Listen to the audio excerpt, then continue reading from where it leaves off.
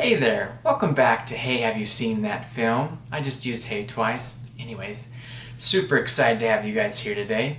Before we discuss another lost film of the 80s, because who doesn't love the 80s, I ask that you subscribe down below. That button down there. Go for it, you won't regret it. Today's film is one that really is lost. Well, the movie is Funny Farm. 1988 Funny Farm. You're probably wondering, okay. But it's actually a really good movie. Hidden little gem. And it stars the very funny Chevy Chase. And I just bought this the other week because I actually grew up watching this on VHS. And I saw it when I was a teenager, thought it was funny, and I've watched it. It's been a few years, but I saw this and I remember liking it, and I bought it, showed it to my wife, and we both had a good laugh out of it. The story is about a husband and wife, Chevy Chase, and his wife is played by Madolyn Smith.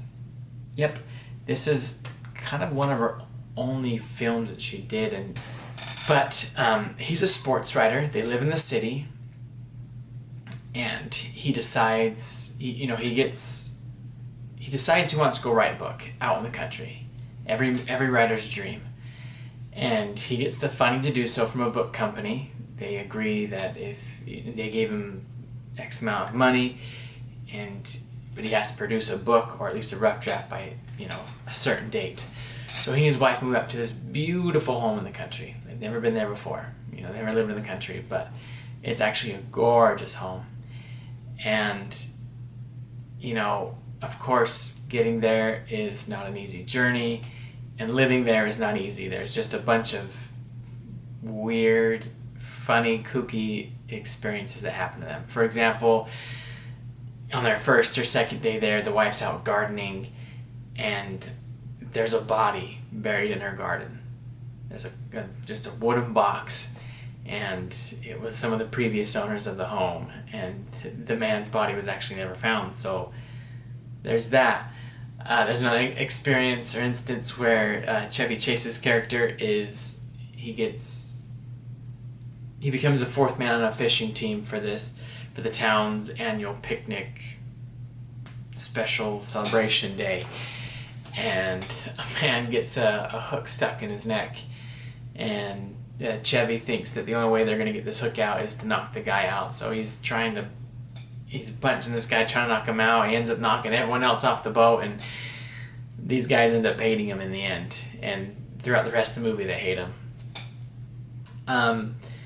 So yeah, it's just it's a story of two people going from the city out to the country, trying to make a new life, and just having mishap after mishap around every corner.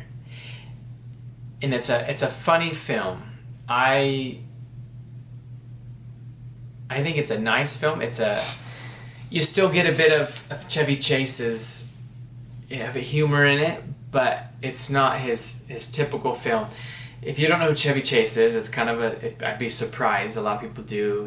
He's infamous for the vacation films, playing Clark Griswold. He's famous for Spies Like Us, The Three Amigos.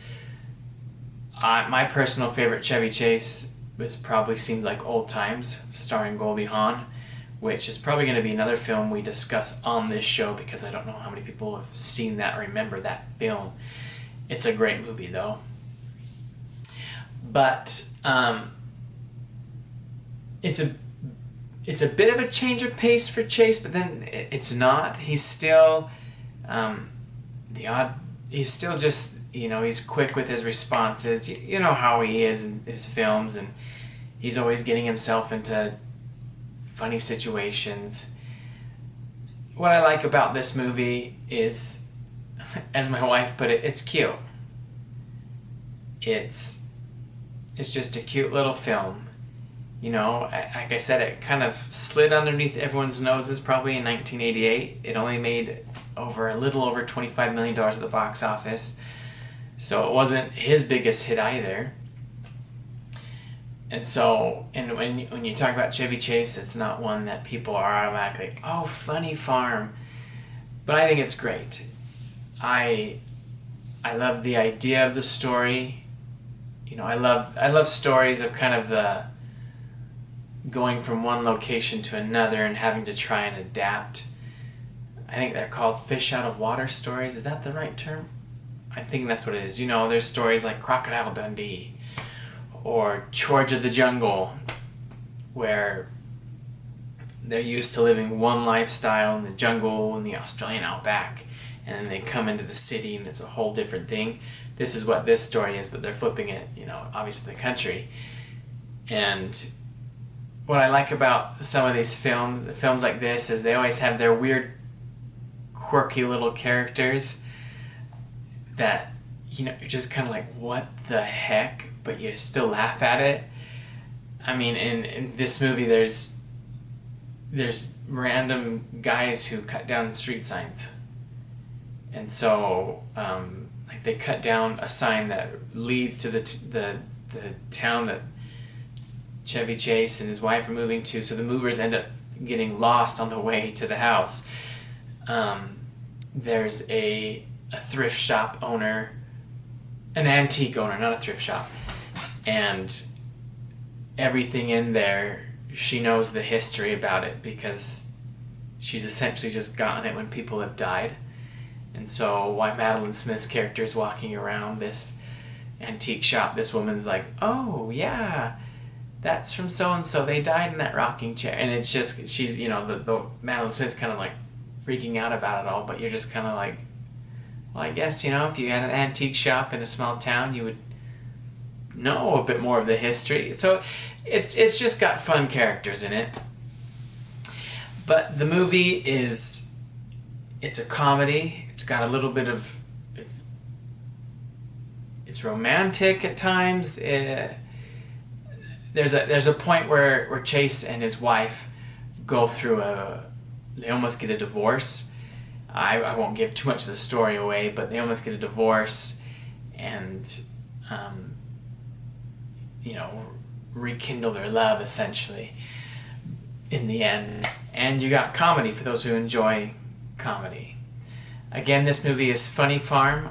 I recommend it to anyone who's a fan of Chevy Chase, anyone who likes a fish out of water story, anyone who likes